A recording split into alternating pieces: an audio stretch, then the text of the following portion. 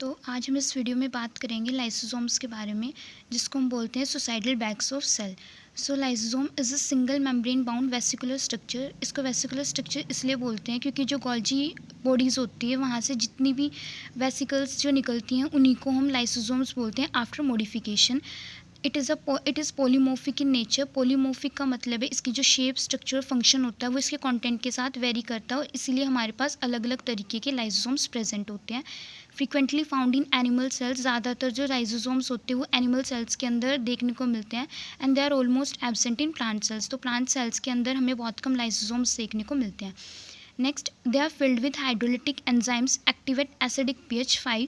तो जो लाइसोसोम्स होते हैं उसकी मेम्ब्रेन के ऊपर कुछ प्रोटीन्स प्रेजेंट होते हैं जिसको पम्प्स बोलते हैं, जो अगेंस्ट कंसनट्रेशन ग्रेडियंट वर्क करते हैं और जितने भी H+ आयंस बाहर की तरफ प्रेजेंट होते हैं उसको अगेंस्ट कंसनट्रेशन में इसके अंदर लाया जाता है ताकि जो अंदर का pH है वो डिक्रीज़ हो जाए और जो एंजाइम्स हैं वो एक्टिवेट हो जाएँ। इसमें जो एंजाइम्स होते हैं वो हेल्प करते हैं डाइजेशन में, प्रोटीन्स का, कार्बोहाइड्रेट्स का, न्यूक्लिक एसिड्स का। तो हर एक के डाइजेशन में ये जो एंजाइम्स होती हैं ये हेल्प करते हैं।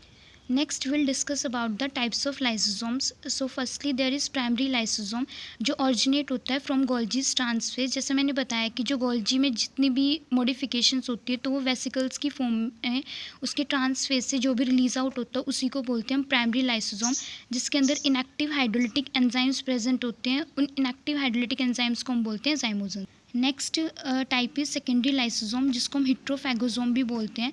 जो प्राइमरी लाइसोसोम गोल्जी के ट्रांसफेज से रिलीज आउट होता है उसके साथ जो फैगोसोम होता है, जो सेल ने कोई भी मटेरियल ईट करा है, जो सेल के अंदर एंटर करा है, तो उसको बोलते हैं फैगोसोम। तो ये जो दोनों आपस में जुड़ जाते हैं और इसलिए इसको बोलते हैं हिट्रोफैगोसोम।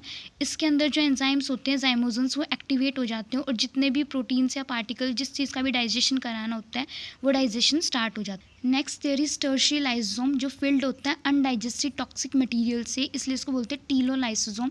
जितना भी सेल का मटेरियल है जो भी डाइजेस्ट नहीं हुआ है वो सेल के अंदर इकट्ठा हो जाएगा और इसकी वजह से कुछ डिजीज़ भी हो सकते हैं अगर वो सेल के अंदर रह जाए।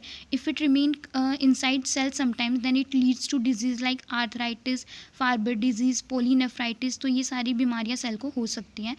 There is a term call apoptosis, जो होती है नेचुरल सेल डेथ, जो कभी कभार यूज़ की जाती है।